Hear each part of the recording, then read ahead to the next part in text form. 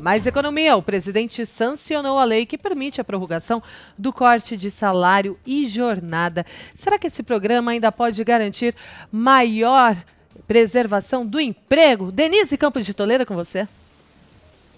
Olha, Kalina, tem limites nesse sentido. Primeiro, é importante lembrar que o presidente vetou aquela parte que prorrogava para o ano que vem a desoneração de 17 setores. São desonerações sobre a folha que já estavam valendo antes da pandemia e agora o Congresso incluiu nessa prorrogação ou efetivação da lei que começou a valer logo no início. O governo não quis se comprometer com essa desoneração porque isso acarretaria uma redução da receita no próximo ano. Da mesma forma, o presidente vetou aquela parte que permitiria o pagamento do auxílio emergencial para trabalhadores demitidos sem justa causa que não teriam direito ao seguro-desemprego. Também seria um gasto prorrogado aí para o próximo ano e o governo tem tentado evitar esses compromissos de longo prazo para ter uma sinalização de que poderá retomar o compromisso com o ajuste fiscal. Agora, em relação à prorrogação do programa de redução de salários e de jornada, isso tem seus limites. Beneficiou cerca de 12,1 milhões de trabalhadores, foram empresas que aderiram a esse programa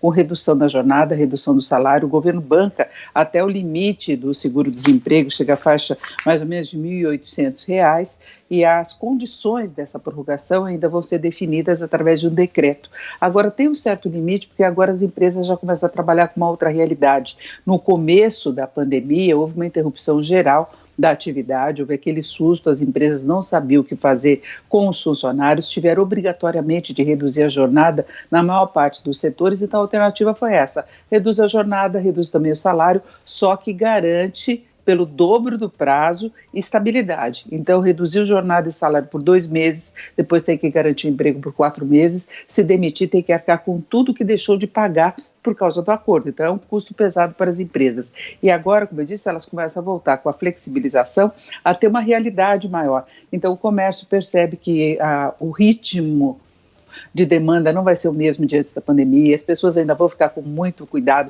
durante um bom tempo, muita gente perdeu renda, perdeu emprego, então isso reduz mesmo a demanda nas várias áreas. Então, a partir de agora, haverá um planejamento mais realista e as empresas podem ter medo de se comprometer com essa estabilidade toda por um longo período, até porque ainda há falhas em relação à concessão de crédito, mesmo com todos os ajustes feitos pelo governo. Então é isso, teve um papel importantíssimo nesse programa. Ele conseguiu minimizar o impacto da pandemia sobre o mercado de trabalho formal.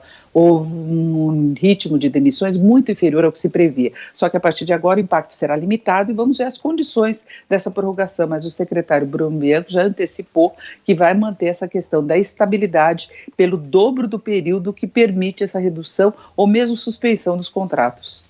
Agora, Denise, depois da euforia de ontem, como é que está o mercado hoje reagindo?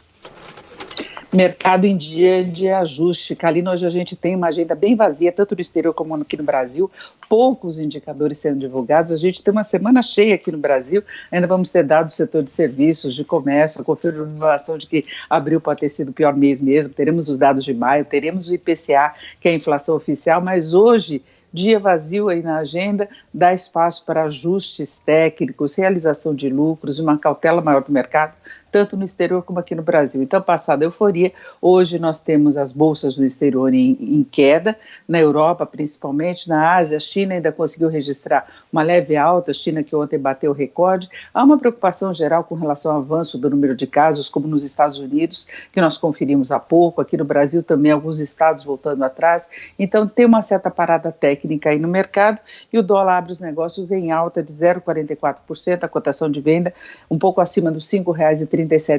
Bolsa ainda não abriu aqui no Brasil. Valeu pelas informações, Denise. Até amanhã.